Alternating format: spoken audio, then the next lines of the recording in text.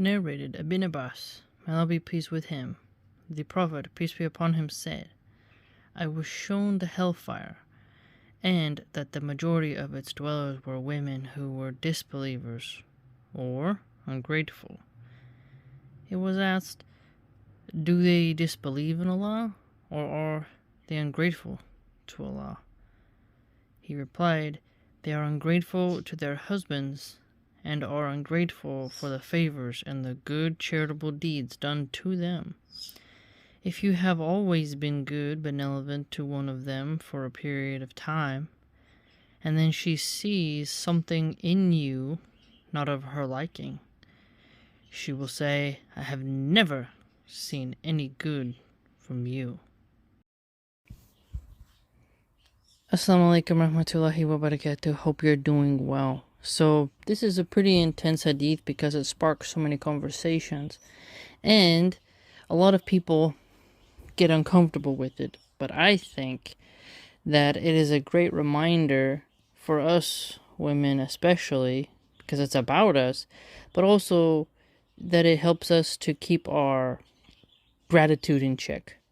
Because when you become ungrateful, it's really easy to fall into cynical nihilism, where you're black-pilled, as they say, where you're doom and gloom. Nothing is making you feel the sweetness of life. And when it mentions here, people will be in hell because they were ungrateful for the favors and good charitable deeds done to them, this is a great reminder that we are not to belittle good things done to us, and that we need to remain in a state of gratitude and not be like, ugh, I expect this. If we're always thankful for every deed done, no matter how big or how small, then we're able to keep our hearts a bit softer, I'd argue.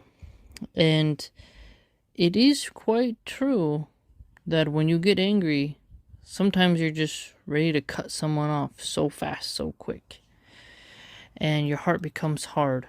So this is a good reminder that, yeah, you may be fighting with this person right now, but there's still good things about them, and you need to keep that in check.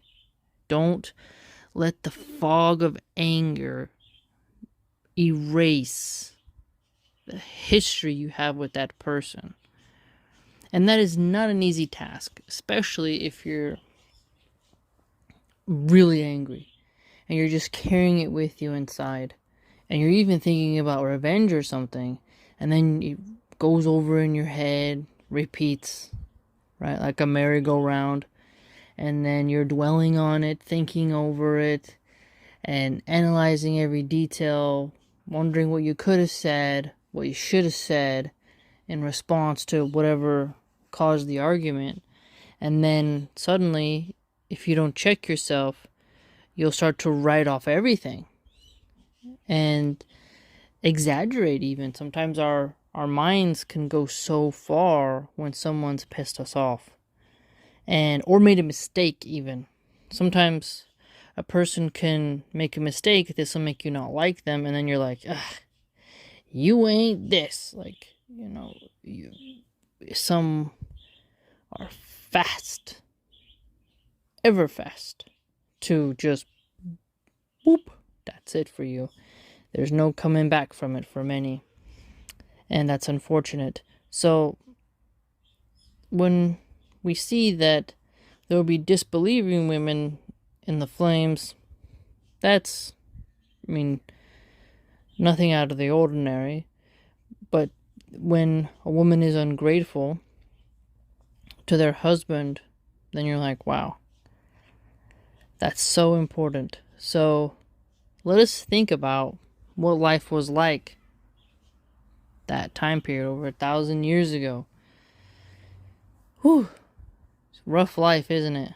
Today, it's hard for many to want to see what their husbands do good, especially when they're exhausted. You're going through the grinder of, let's say, postpartum depression, or you're pregnant and you're just irritated and you don't know what to do with yourself, and you're hormonal. And then there's something that he does that sets you off. And then you're just like fuming. And you don't know how to cool yourself. You don't know how to settle the dust. And then you start to think all these evil eye things towards your husband. You start being overly negative. You get this temptation maybe to even text him something horribly rude. You know, you can go way far off. Or could be something where you're beautiful for now, and he's gonna take you to the Bahamas, but you wanted to go to Rome. And now you're not grateful that he spent so much money for this other vacation when you wanted this vacation. Or he bought you these shoes, but you really wanted the other ones, and now you're not even really caring, and you're just gonna chuck them in your closet. Gifts that he gives you, it's common to feel ungrateful if it isn't perfect. It's not an easy task to really regulate yourself and say, hey, it may not be perfect, but something is better than nothing.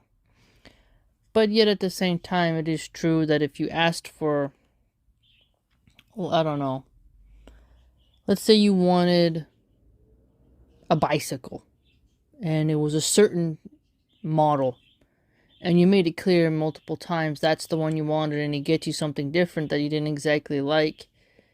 It's hard to be like, I told you, and you ignored me, and you didn't, validate my feelings, or you didn't pay attention, you dismissed it.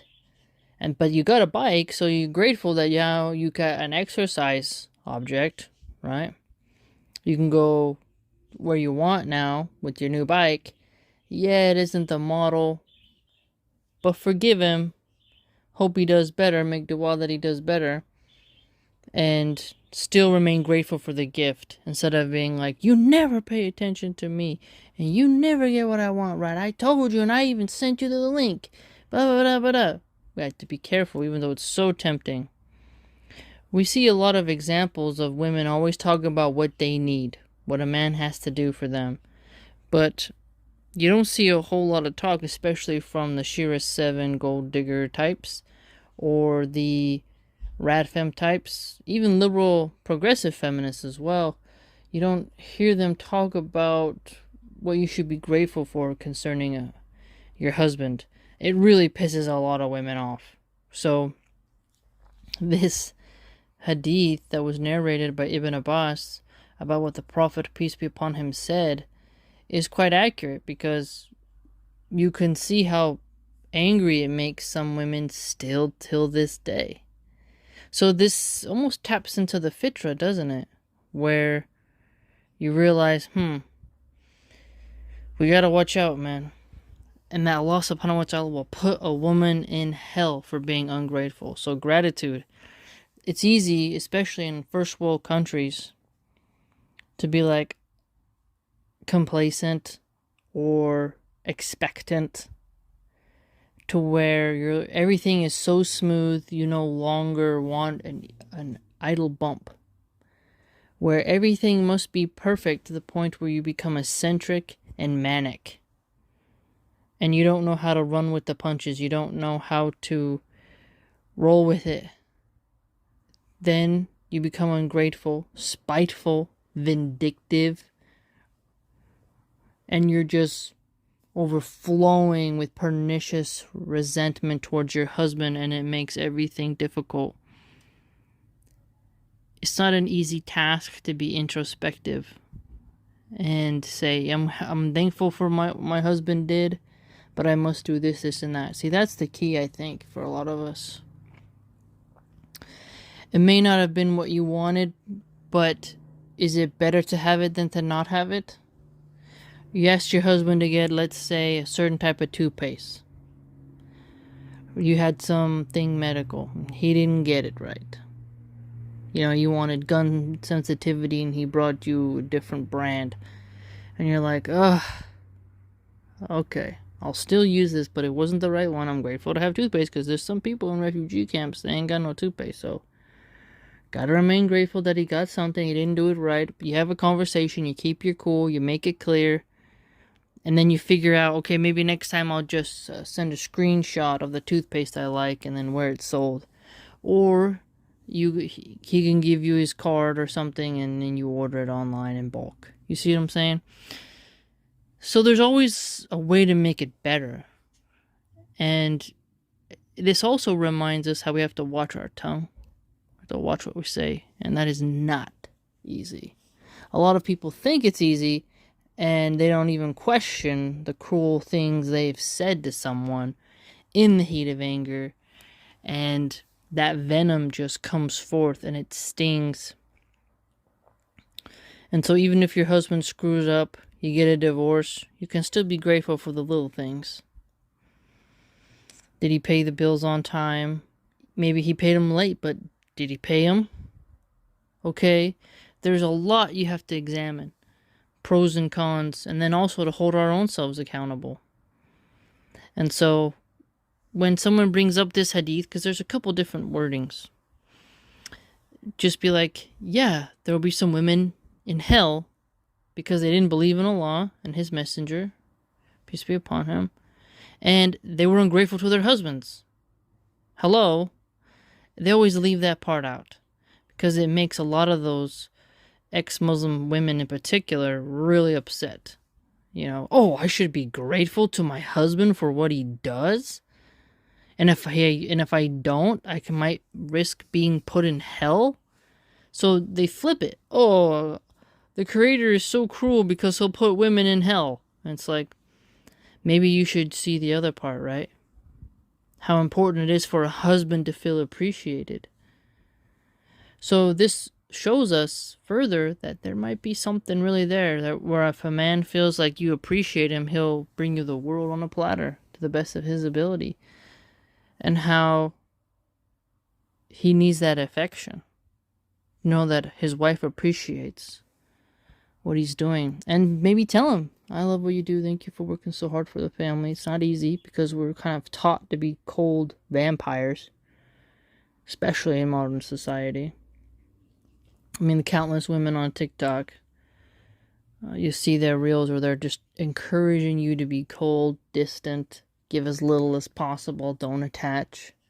Survivalist type of stuff. But even if they have a point for some women, they should still be quite honest and say, you need to have some human decency and let your husband know that you appreciate what he did.